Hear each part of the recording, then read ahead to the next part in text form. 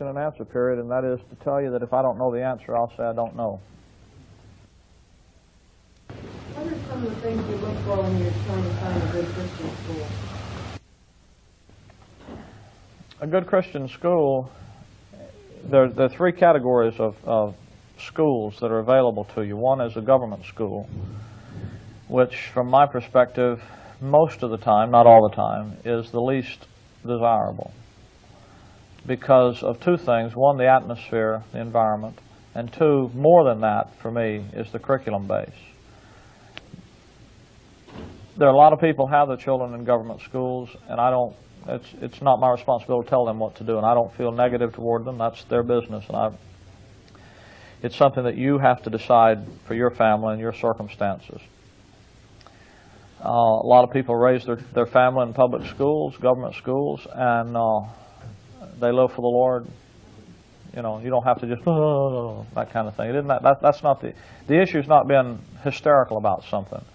The issue is just trying to be rational about it, do the best you can under the situation, under the circumstances, and the context in which you live. Then there's Christian schools, which are also public schools. They're open to the public.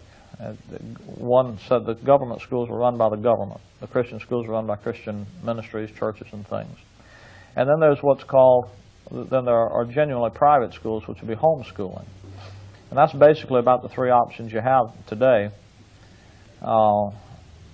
I would choose, I would look within that context and find, you know, what my capabilities are. My children have always been in a Christian school. My wife and I made a commitment to that many years ago before they got into school. And we've made a lot of real sacrifices to keep them there. They've been in good ones and they've been in bad ones. They've been in some Christian schools that I didn't think were any better than the government schools. And they didn't stay there. I took them out. But I think what we look for is first a good academic base where they're going to be taught the things that they need to manipulate in life. That being there, then I look for a spirit of discipline, what I would call discipline under grace. My children went to school one time where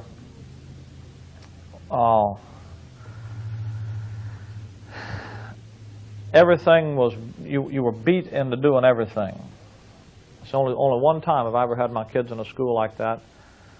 A lot of Christian schools are this way. They set up standards. If you're going to be spiritual, you can't have long hair and you can't have short hair. What do you got to have hair like? Well, whatever the principal says. You can't wear bell-bottom pants. You can't, you know, that kind of stuff. You can't wear a mustache. You can't have this. You can't have that. You can't have wire rim glasses. You know, what's all that got to do with anything? But that's spirituality. Well, I'd avoid that like the plague if I could. You can't always. Life, you see, you can't run, you can't go out of the world. So what you want to do with your children is to teach them to live in the world, but not to be of the world. And you're the one going to do that. You don't worry. The television, the schools, and all the rest don't have the impact on your kids you do. They have an impact. And if you're not careful, they can have too much of an impact or a wrong impact, but that's you having the impact. That's you not having the impact you ought to have. So I'd look for a spirit of, rather than we're going to beat you into subjection, one that would take children and lead them to achieve the issues of, the big thing is separation from the world, but to do that not because you're beating them into not doing something, that's the law, but that you're helping them grow into something that's so much better. That's grace. I think for me that's a real important thing. I'm not afraid of my children being taught evolution. That's the big thing in the public schools now. You know, oh, you learn evolution. Well, I hope they learn something about it, because the more they learn about it, the more nuts they'll know it is. And you have to take responsibility to teach them those things. If you'll center your family and your life day in and day out around the things of the Lord and live, a husband and wife live together under grace, not under the not under every time somebody doesn't live up, setting all these expectations and he didn't live up to the expectations, so I'll burn supper tonight and I'll get him. And therefore teach your children that that's the way you should live. Not living like that, but live in a spirit of love and harmony together and handle problems.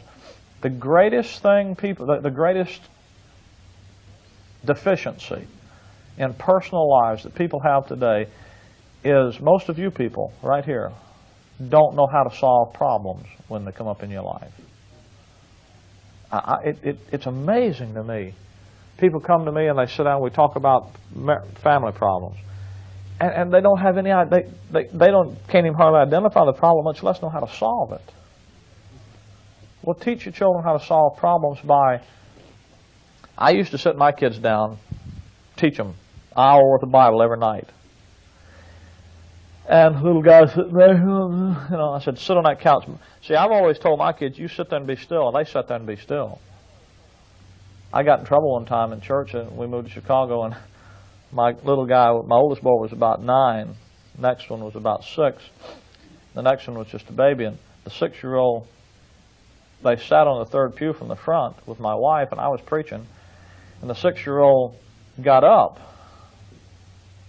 and started to walk out. And I stopped and I said, boy, where are you going? I gotta go to the bathroom, baby. I said, you sit down there and hold it. God gave you muscles to take care of that. Okay. And he went and sat down. Boy, I caught the dickens from the little old ladies in the church, And they didn't understand. I told them, I said, now wait a minute. I've taught this child, not for years, because he's not years old, but I'm teaching him that you don't, just every time you think maybe you got to go to the bathroom, you don't have to go right that minute. Now, you understand that. And he needs to understand there are things going on that he's not interested in. I never met a 6-year-old or a 9-year-old that likes to sit in church. But that had nothing to do with it. Look, kid, we do a lot of things for you that I'm really not interested in. But I do them because I love you and I know you are. This is for grown-ups. And you're going to sit there and you're not going to cause them trouble. And you're not going to kick the bench, you're not going to make a scene. You're going to sit there because that's what's right and that's what we do. And by the way, we go to church Sunday morning, Sunday night, Wednesday night. That means you go to church Sunday morning, Sunday night, Wednesday night. Got that? Yeah. We sit in church as a family. Got that? Yeah. Okay. And it's just who you are, so they learn to be who they are. And I think that's, regardless of where you wind up with your children in school,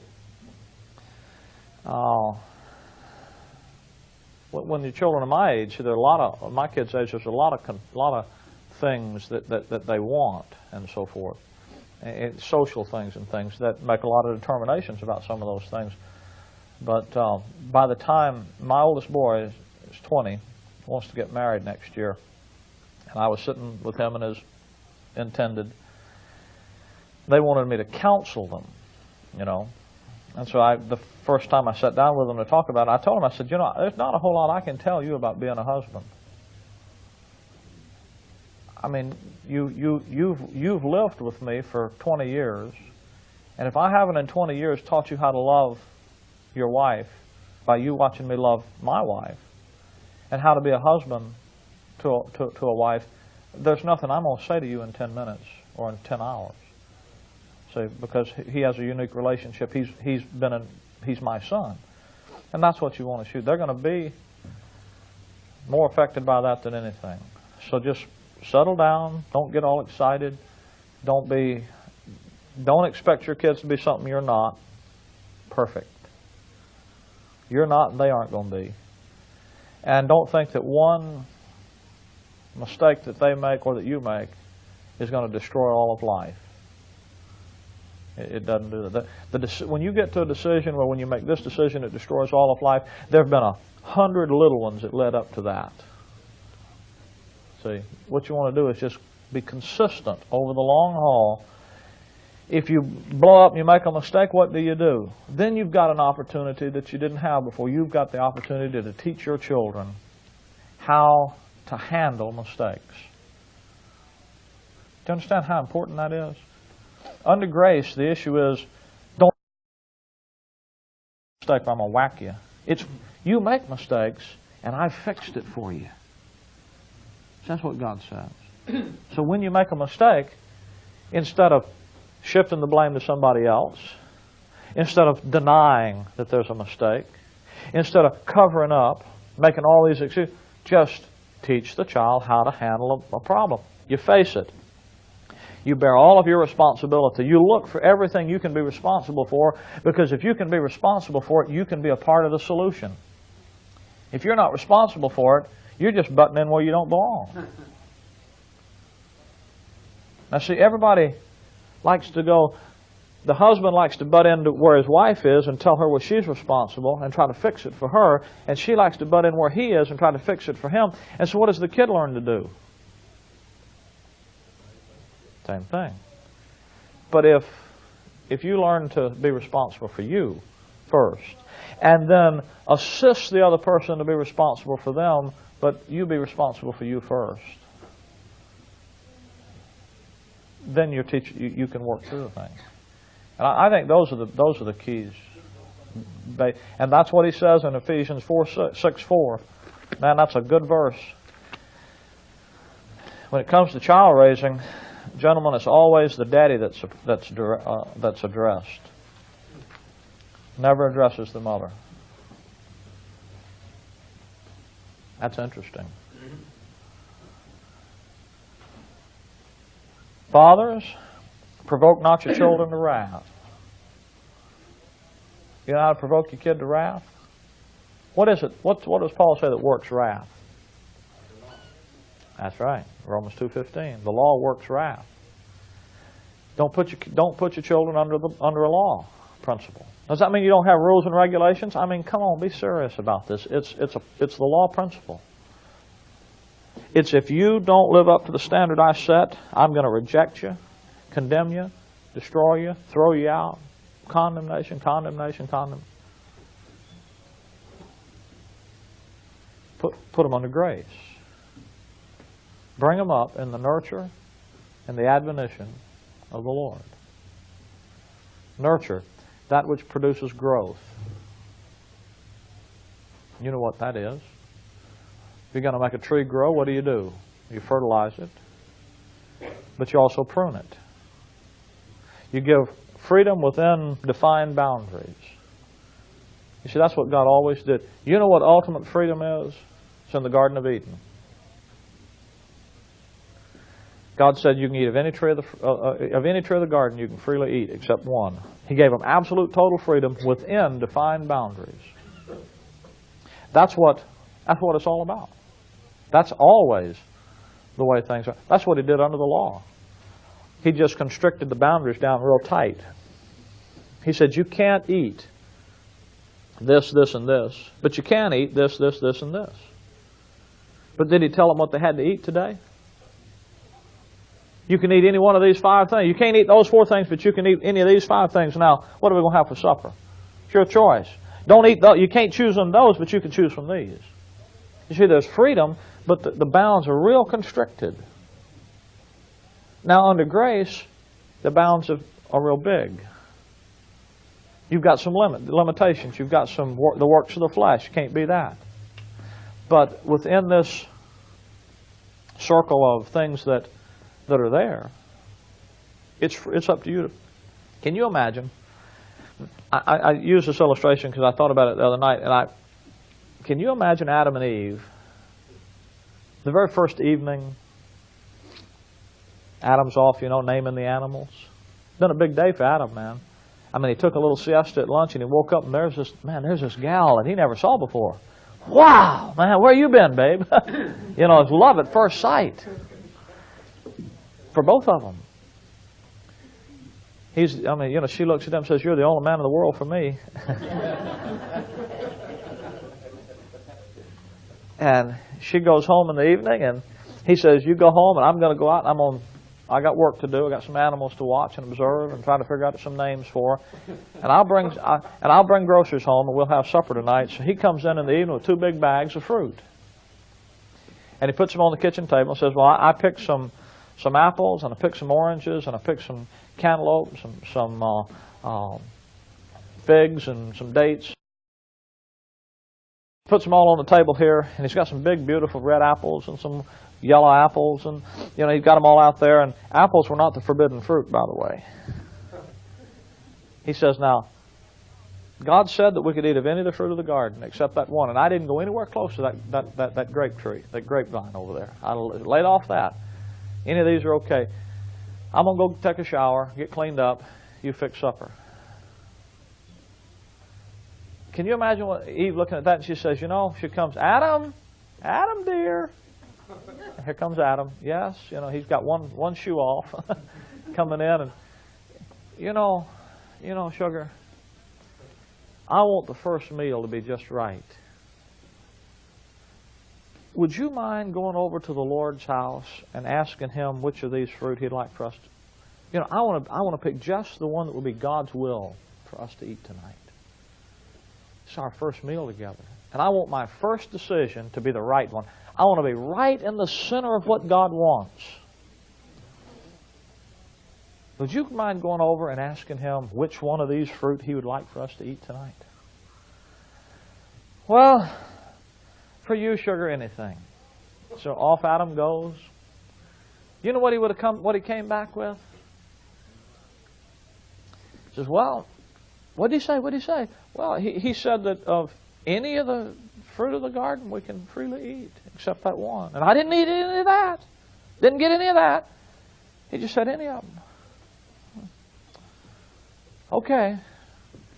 So he goes down, gets his shoes off, and goes sit down by the river, and he's got his feet in the river and cooling them off.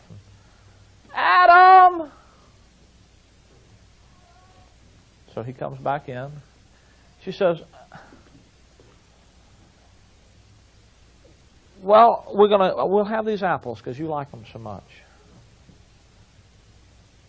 But I wonder how God would have us to cook them. I mean, I want to do just what God wants. I could bake them. I could make a pie. I could make a cobbler. And she lists about 10 different ways you could cook the apples. I wonder just how God would prefer we prepared them. Would you mind going over and asking him? So, Adam, being the nice husband that he is, off he goes again. Sweet, loving, kind Adam. Comes back, and he says, I'm thinking about this. I asked him, and you know what he said? He said the same thing he'd said before. Of any of the trees of the garden, you can eat freely. Sugar, I think I'm getting the idea that he doesn't care which one we eat, as long as we don't eat that one. And she says, you mean we can, all those different things, he doesn't care which one? And we can eat them any way we want to eat them? Yeah. She says, gee. Adam says, I'm catching on. I tell you what, wife, let's have fruit salad. What's a salad? She's just new on the scene. You get the idea that I'm trying to get across to you is that within that circle, there's liberty to make. And what you want to do with yourself and with your children is to teach them to recognize where the circle is, and then to learn to make wise decisions in the circle.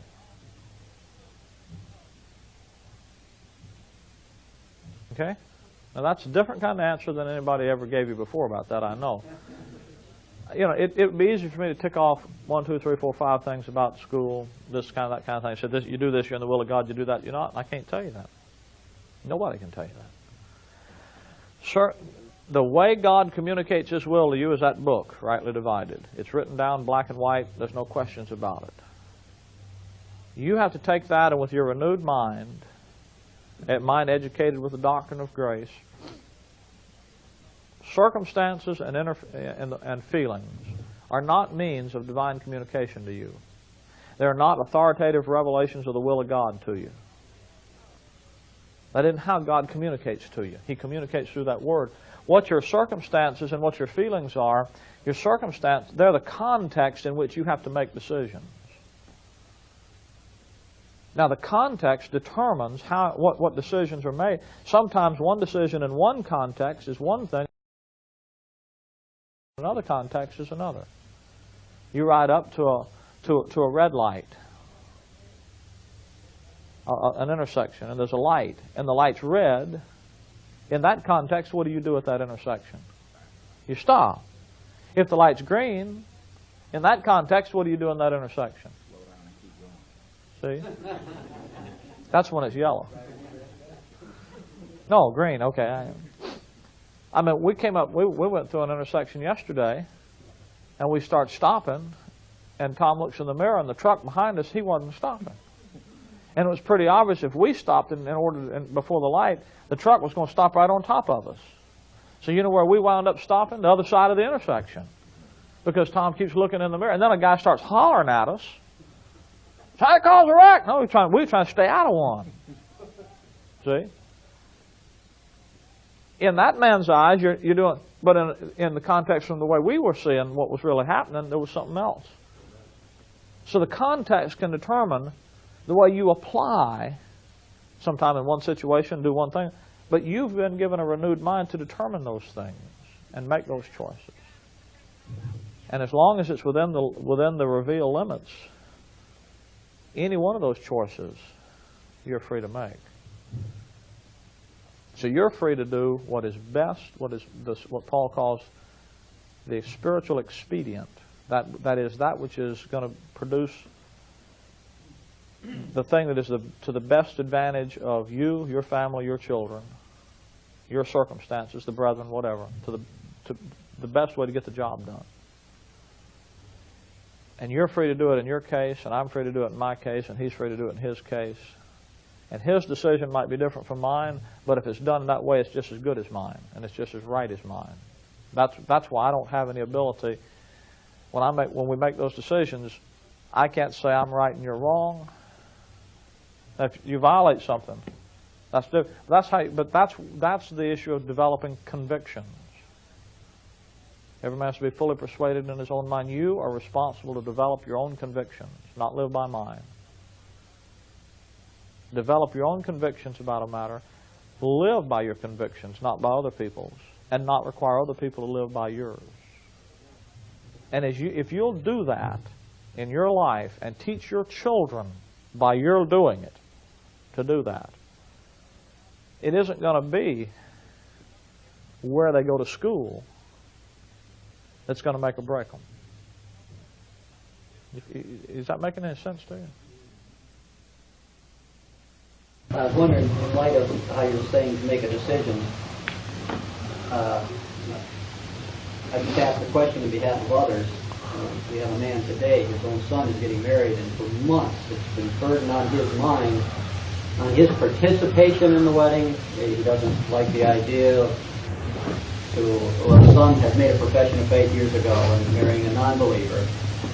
And he doesn't want to be part of the wedding, yet they're going to be hurt, and they're saying you don't have any Christian love if he's not part of the wedding. In what you're discussing right there, think out his options and use the Word of God to show where he's actually making decisions. That's the process of decision making. The goal in the Christian life is to make wise decisions. That's your goal. The goal is not to find some dot in the center of a circle somewhere. The dot doesn't exist. All this business about the Lord leading me to do this, the Lord never led you to do any of that. That isn't how God leads people. I mean, and I can say that absolutely categorically, no fear of contradiction from the book. I know people say those, we use those terms, you know. Oh God, I'm praying, oh Lord, today that I got to buy a car. Oh God, I pray that you'd lead me just to the right car that you'd have for me. I'm sorry, that's just stupid. That's praying an unintelligent prayer. That's praying dumb, stupid praying. That's all that is. That's not intelligent praying. Now, is that okay to pray unintelligently? Sure. Is it smart? No. Is it helpful? No. Does God get mad at you when you do it? No. He doesn't hold it against you. But He sure wants you to do better. I mean, we don't know what to pray for as we ought, but you ought to know better than You see, within the realm of things, God didn't care if Mike had a black shirt and Brother Frank had a brown coat and I don't even have on a tie, and I got a jail stripe. You know why I got that shirt? I went through Kohl's the other day in Chicago and they had these shirts on sale for $4.95 and I bought 2 of them. You know why I bought 2 of them? One to cover the other one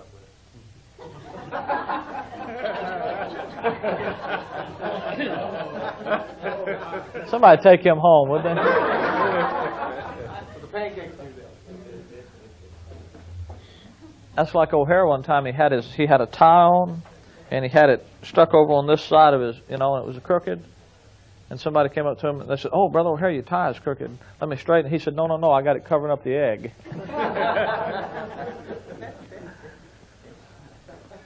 I bought it because I needed some shirts, and I could buy a $20 shirt for $5. I didn't buy it because I like the way it looked. I don't mind the way it looks.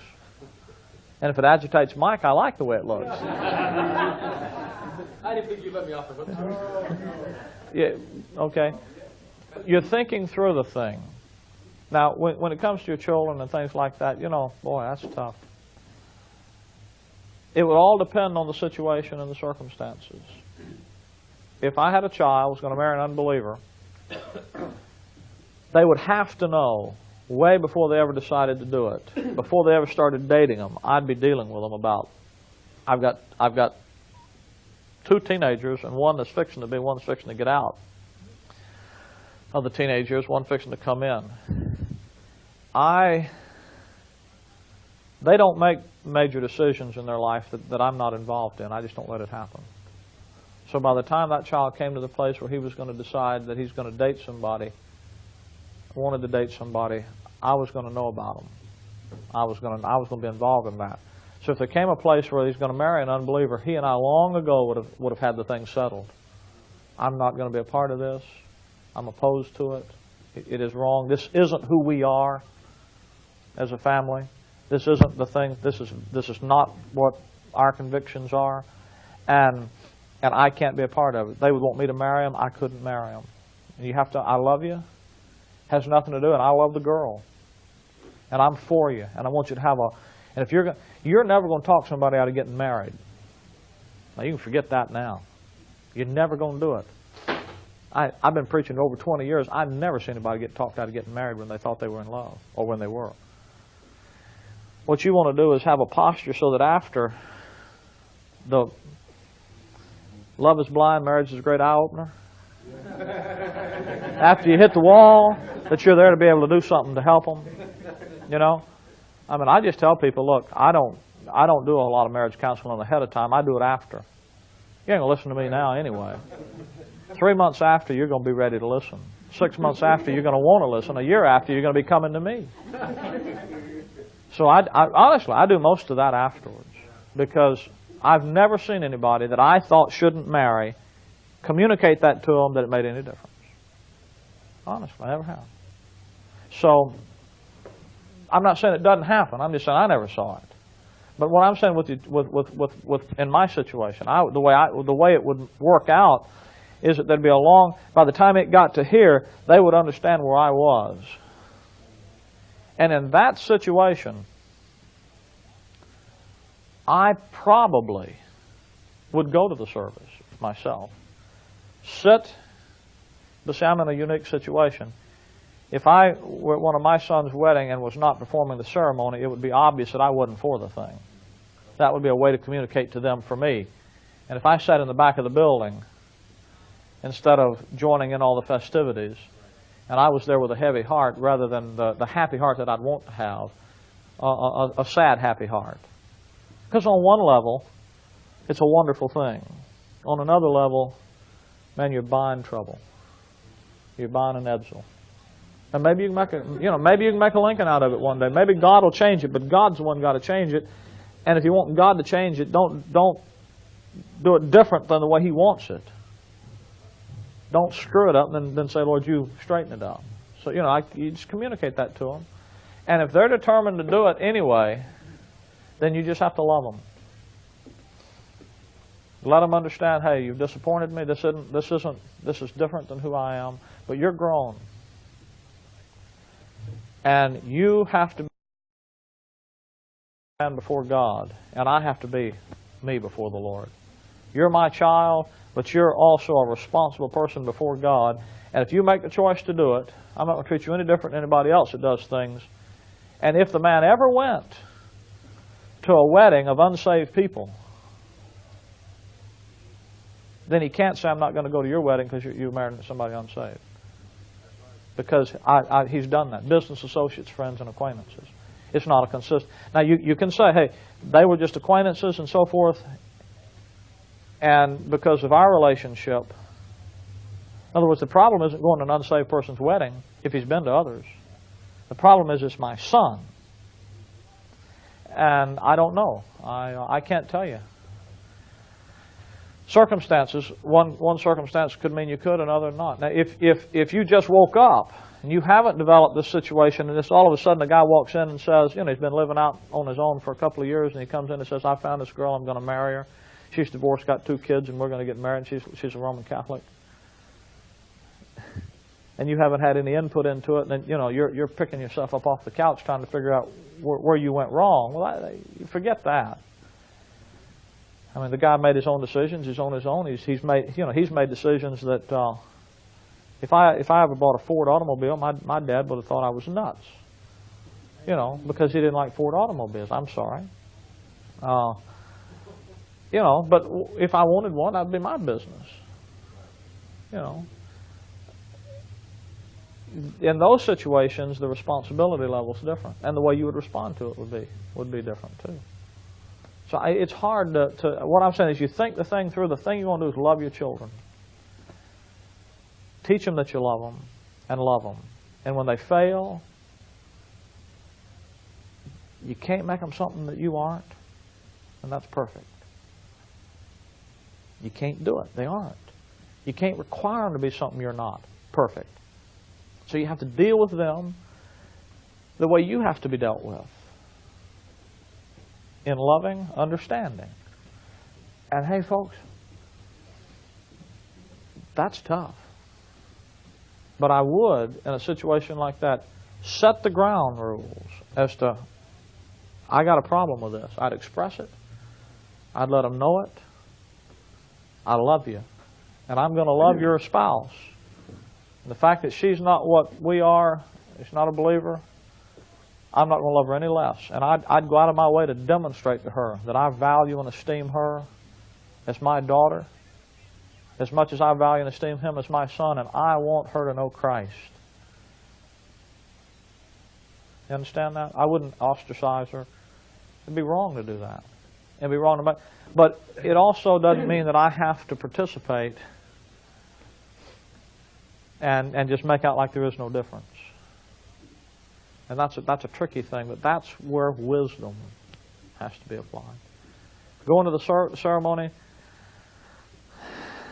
I can't tell you what to do about that. I can tell you that I can understand certain circumstances where I would go, but it would be obvious by my not performing the wedding that I was not a part of it. So it's like my dad when he died. 2 days before he died, he asked me, he said, he was talking about the service, and he'd had it all planned out. Music and everything, some scriptures, and it came time to begin to talk about the message, and I said, well, you don't worry about that because I'm going to do it. He said, and he kind of teared up. He said, well, I'm glad that you said that because I wanted you to, but I wasn't going to ask you to. I said, well, you don't have any choice. You're not going to be there. I'm going to do it. There are certain things, you know, that you can just step out and take a prerogative on. And my children, I mean, I never asked my boy who was going to marry him. I just told him, well, I'll be there and do it. You know. Well, because but see, we have a relationship over that there are certain things that he would never even think about me not doing. It's the way it is. Just like there are certain things I would never think about him not doing. And that's what you do from the time they're little guys, is you build that relationship so that when they get to be adults, you can have a real adult relationship. You can cut the apron string, and that's tough. You can let them go same time still have a committed relationship with them.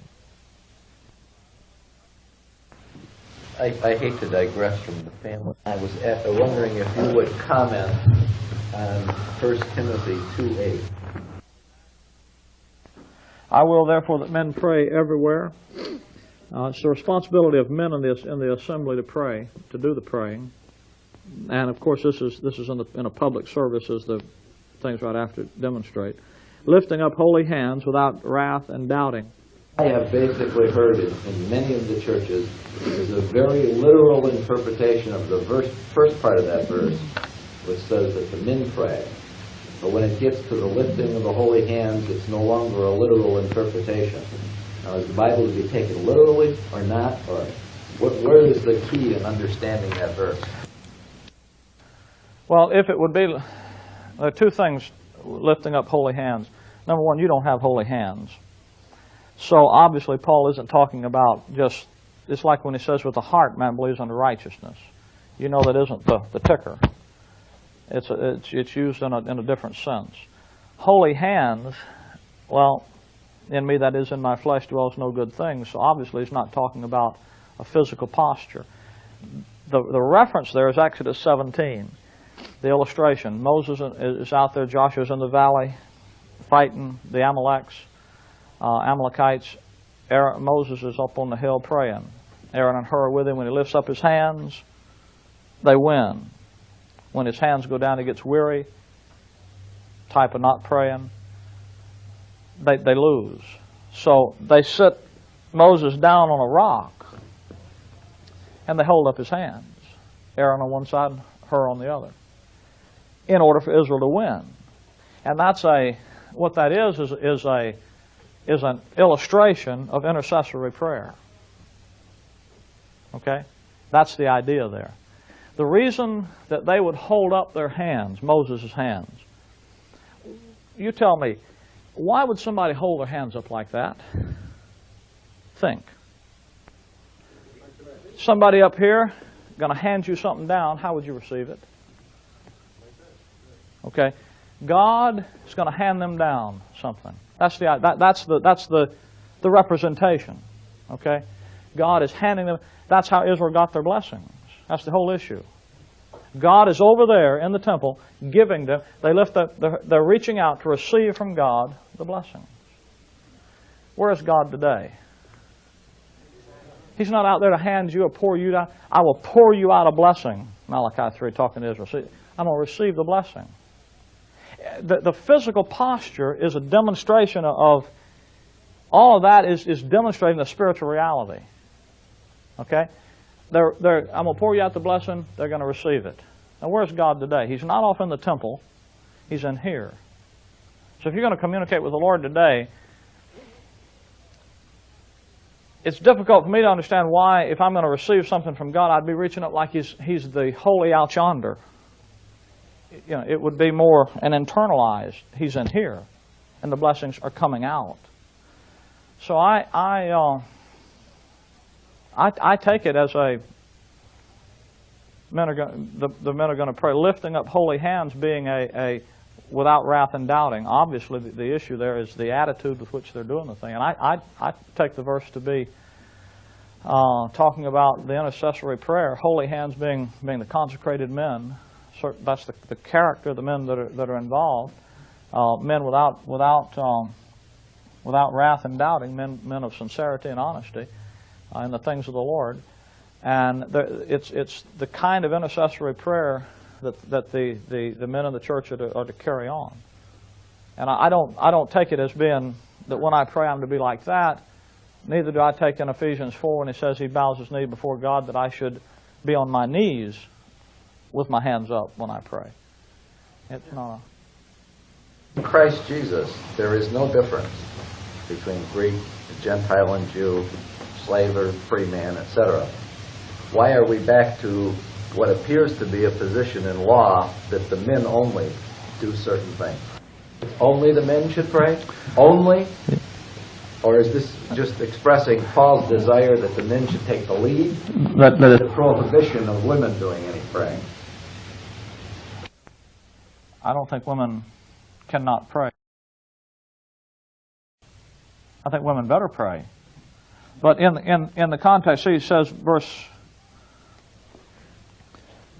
1, I exhort therefore that first of all, the first issue in what he's doing is he's chapter 1, he's talked about the importance of the local church and the ministry that's committed to him, and now he's going to give you instructions about how to operate the local church. First issue in the local church is not an organization, it's a spiritual issue, spiritual life.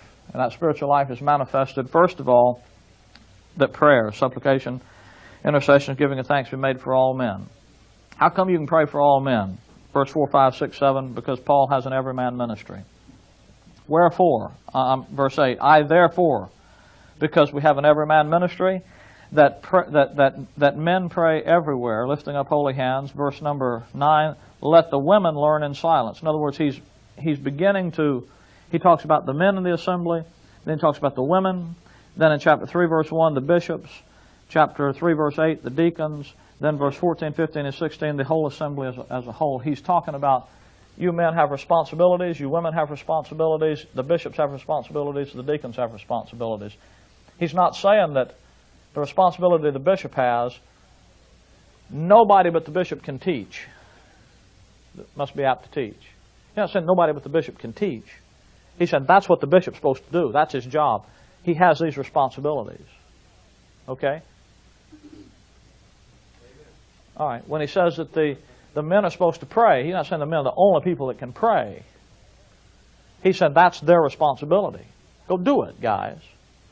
I've never been in a group, in an assembly. I've been in a lot of assemblies. I've never been in one where if the men would take the lead, the women didn't say, glory to God, have at it. I've also been in assemblies where women wanted to be leaders. And one of the ways that they exerted that was by taking the men's place of responsibility. So you have to be careful about that. But it doesn't mean that women can't pray. But it means the men are the one who's supposed to do it. So get on with it, guys. And if you've got an hour to pray, and you've got enough men that take 5 hours from all to pray, well then, who ought to be praying? I mean, again, there's the practical application of what are we going to do and how are we going to do it. Well, let's do it. And if the people that ought to be taking the lead are doing it, then it's going to just kind of work itself out in the right way. And that's not going to say that we're knocking somebody in the head and we're violating the will of God or something if something else a little different happens. But the thing is that these people whose responsibility is to do ought to get on with their responsibility, and then things will work smoothly. It'll come internally and go out. So I wouldn't set up a situation where we're going to have a prayer meeting and you ladies can't pray. Just turn it off. I'd set a situation up in the prayer meeting and say, okay, guys, we have a responsibility to lead this assembly in audible prayer.